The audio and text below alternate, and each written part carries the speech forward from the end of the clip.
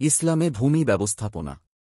ভূমিহীন যারা, তারাও এ মাটির পৃথিবীতেই বিচরণ করে, আবার ভূমির দাবি ও দখলের জন্য আপনজনের ভূমিকায় অন্তরের নীরব উচ্চারণ, মাটি কেন দুই ভাগ হয় না।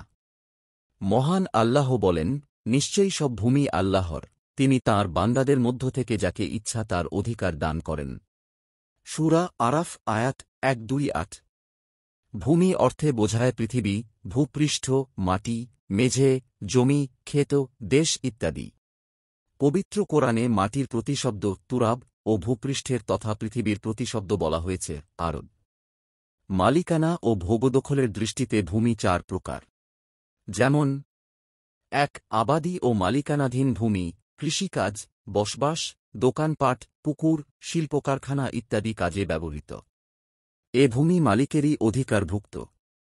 2. অনাবাদি ভূমি, কারও মালিকানাধীন হওয়া সত্ত্বেও তা অনাবাদি, অর্থাৎ চাষাবাদ বা কোনো কাজে ব্যবহৃত হয় না।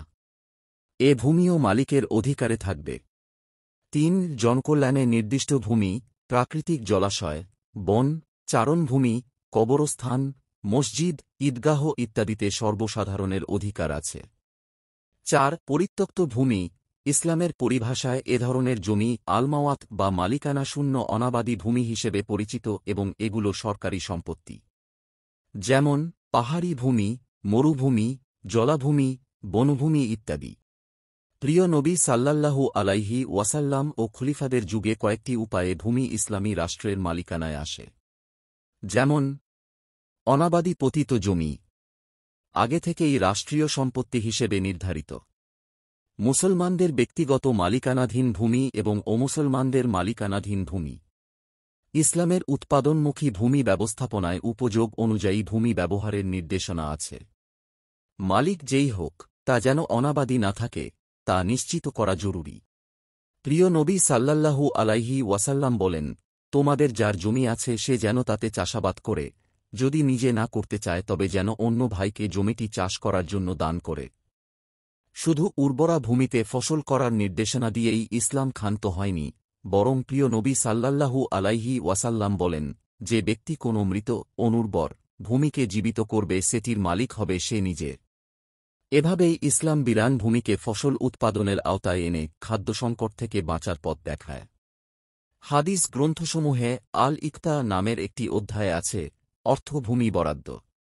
দেশের পরিত্যক্ত ও রাষ্ট্রীয় মালিকানাধীন প্রয়োজনাতিরিক্ত ভূমি ভূমিহীনদের মধ্যে বরাদ্দের বিধান আছে ইসলামে। সুনানে আবু দাউদে একজন সাহাবী বলেছেন, আমি সাক্ষ্য দিচ্ছি যে প্রিয় নবী সাল্লাল্লাহু আলাইহি ওয়াসাল্লাম রায় দিয়েছেন যে জমি জায়গা সবকিছু আল্লাহর এবং মানুষ মাত্রই আল্লাহর বান্দা। অতএব যে ব্যক্তি অনাবাদি জমি আবাদযোগ্য করে তুলবে সেই তার মালিকানা লাভের অধিক যোগ্য হবে। অন্যের ভূমি অন্যায়ভাবে দখলে নেওয়া ইসলামে নিষিদ্ধ। কেউ কারো জমি অন্যায়ভাবে দখল করলে তা বৈধতা পাবে না। প্রিয় নবী সাল্লাল্লাহু আলাইহি ওয়াসাল্লাম বলেন, যে ব্যক্তি কারো এক বিঘত পরিমাণ জমিন জোর করে দখল করেছে, কিয়ামতের দিন তার গলায় 7 তবক পরিমাণ জমিন বেড়িরূপে পরিয়ে দেওয়া হবে। জমির আইল ঠেলা বা হেরফের ঘটাতেও প্রিয় নবী সাল্লাল্লাহু আলাইহি ওয়াসাল্লাম কঠোরভাবে নিষেধ করে বলেন, যে ব্যক্তি জমির আইল পরিবর্তন করে তার ওপর আল্লাহর অভিশাপ বর্ষিত হোক। ইসলাম জীবনের জন্য জীবিকার তাৎপর্য স্বীকার করে। মানুষের খাদ্য নিরাপত্তাহীনতা ও বঞ্চনার জন্য দায়ী সুষম বণ্টন ব্যবস্থা, মানুষের দায়িত্ব সচেতনতার অভাব ও কর্মবিমুখিতা ইত্যাদি। সম্পদের সুষম বণ্টন প্রসঙ্গে পবিত্র কোরআনের নীতি হল, তাদের সম্পদে দরিদ্র ও বঞ্চিতদের অধিকার আছে। সূরা জারিয়াত আয়াত 1-9। মানুষের খাদ্য নিরাপত্তার জন্য ইসলামে ওসর, মুসলমানের ফসলি কর একটি বাধ্যতামূলক ব্যবস্থা। মহান আল্লাহ বলেন, যখন ফসল পাকে তখন তা খাও এবং ফসল কাটার দিন তা থেকে আল্লাহর হকদুস্থজনের হক আদায় করো। সূরা আনাম আয়াত 141। তিনি আরও বলেন, যা আমি তোমাদের জমি থেকে উৎপাদন করেছি তা থেকে পবিত্র উত্তম অংশ খরচ করো। সূরা বাকারাহ আয়াত 267। বস্তুত উৎপাদনমুখী ও সম্প্রীতির সমাজ বিনির্মাণ ইসলামের বিঘোষিত নীতি।